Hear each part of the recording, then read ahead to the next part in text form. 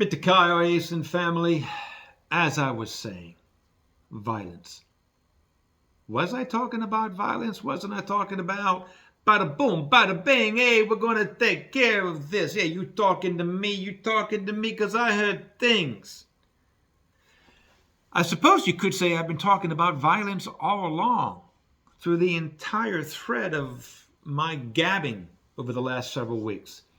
So let's do a little bit of retread. Let's take a little bit of a rehash of what I've been talking about the last 3 weeks and leading into this conversation about violence. And I should tell you that last week I had a video that I recorded, but I just decided it wasn't fully baked. It was half baked. It's got to be fully baked. It's got to be, 350 degrees, 45 minutes. Got to get that nice brown, crispy crust on it, and then the inside it's got the air pockets, and everything is baked through thoroughly. So it's mwah! It just sings from your lips, and it wasn't there. So the lesson is, number one, don't publish that thing last week, and number two, let's be more focused on what I am saying from this point forward. So the first video was about we're on the wrong track. We're on the wrong track socially, politically, which means mentally, emotionally, spiritually. And that leads to being on the wrong track, making some very bad physical decisions, both to ourselves and toward others. Second video, how to get on the right track, simply by embracing conflict. And by conflict, I'm not talking about that violence. Violence comes on many levels. Conflict is simply you and I have a disagreement, and we want to somehow come to an agreement, come to understand each person's point of view, and come to some sort of resolution, knowing full well that takes time.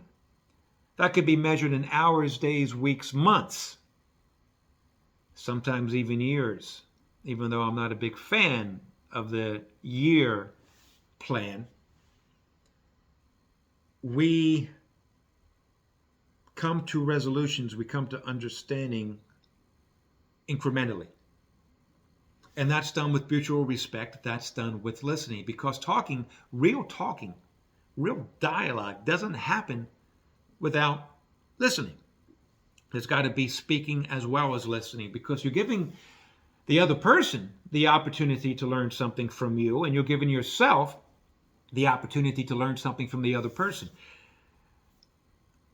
Very often, speaking is thinking. Speaking with another is thinking. You have an idea, you formulate these ideas, you bounce it back and forth in the ping pong, in the pinball machine of your mind, but that's limited. You actually need to hear other ideas. You actually need to hear somebody saying, hey, what about this? So we actually do some of our very best thinking when we're speaking to others. This is how humanity advances. This is how humanity progresses. This is how humanity betters itself. And chapter 3 is about, through it all, there is a benevolent God who loves us. And the proof of this is incontrovertible, because the one gift that is untouchable, that is sublime, that is utterly miraculous is free will. But free will means nothing in a universe that doesn't have cause and effect. So even things like earthquakes and disease and me getting up off of this chair and bonking my head, this is a universe that has cause and effect. This is a universe that has atrophy. This is a universe that has chaos. This is a universe that has decay. We need all these things to have free will. The proof of God's love for us is everywhere, all the time, everywhere. And I can tell you some of the things that I've been through, and I will tell you sometime, and you'll understand either how deluded I am or have a better idea of why what I just told you about the incontrovertible proof of God's love, despite all that goes on in this universe, why it has such resonance with me and how it could have resonance with you. But let's talk about violence, okay? Because violence has become the law of the land. I just read about Will Smith walking up on stage in the Oscars and bitch slapping, if you will, taking him by complete surprise, bitch slapping Chris Tucker. Now, Chris Tucker made an inappropriate joke. He made a joke about Will's wife, Jada Pinkett Smith, losing hair. I guess Chris Tucker thought that it was a fashion choice. It actually is a disease. Chris should have done his research, and he should have asked, beforehand. And he should have, if he did the research and the joke was still possibly funny, you ask Will and Jada. Actually, you ask Jada if this is okay. If she says fine, then fine. And if no, then you don't do it. But Will Smith, who used to be the poster child for Mr. Gentility, the poster child for talking things out and making a joke about him and sitting down with people and working things out and finding that resolution, he felt empowered and he felt justified to go up on the stage and in front of millions of people, not just in the audience, but television audience, the internet audience, slapped him, committed an act of violence. Will Smith, I think, has become an angry person. Okay, I could be wrong, but I think not just Will, but so many people have become angry because that's what we do anymore. We keep on projecting and proclaiming and declaring our anger so that everybody else can jump aboard. And either they become angry with us or they become angry at us.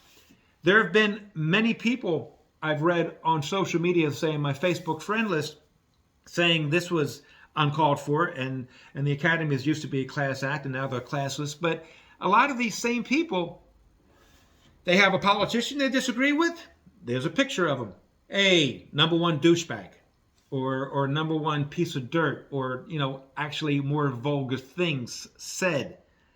And if you can't see the connection, that means that you are part of the problem.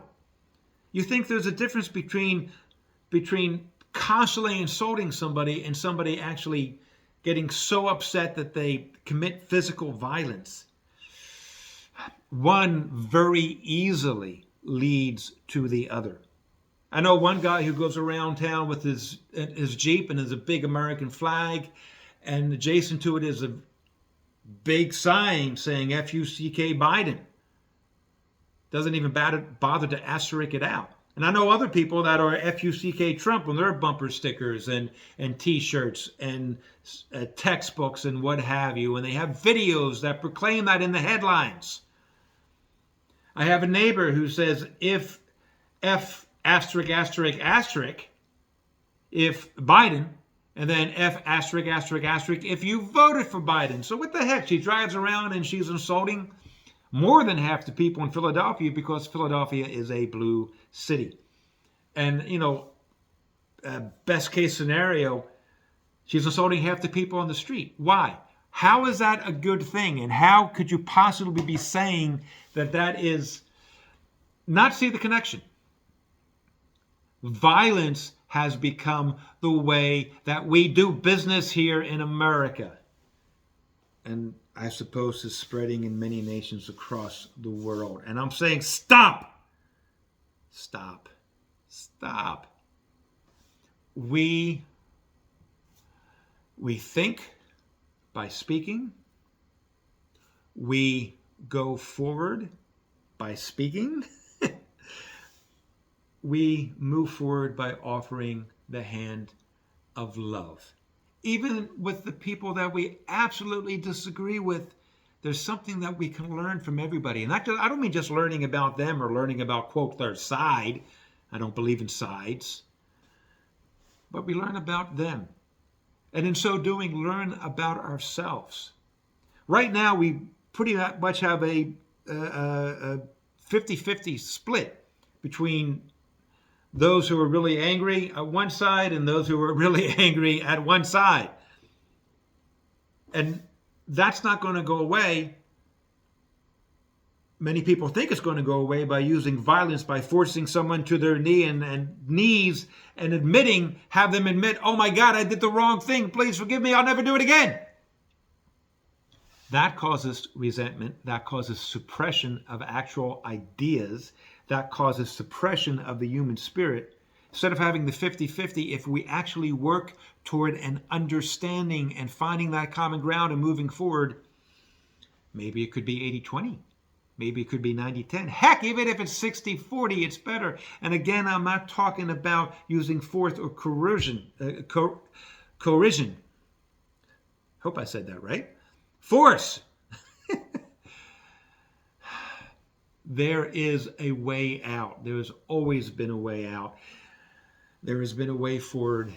It's been offered to us as part of that gift of free will. And I am going to stop now because I am now at 11 minutes. And I'm going to say peace four fingers. I'm going to say you need to take good care of yourself. Nurture your soul. You find yourself getting angry about something, take a step back, take a breath. Ask yourself, what is the ultimate goal here? If you're telling yourself the ultimate goal is to bring that person to his or her knees, you're wrong. The ultimate goal is to have a society where we live in peace, where we actually accomplish the things that we wish to accomplish. We're not going to accomplish it just by slamming somebody down, because I guarantee you there's going to be people getting up, and the conflict, that type of conflict, will not come to an end. 12 minutes. Oh my gosh. I wish you the best. Peace four fingers. Be good to yourselves. I'm out. Bye.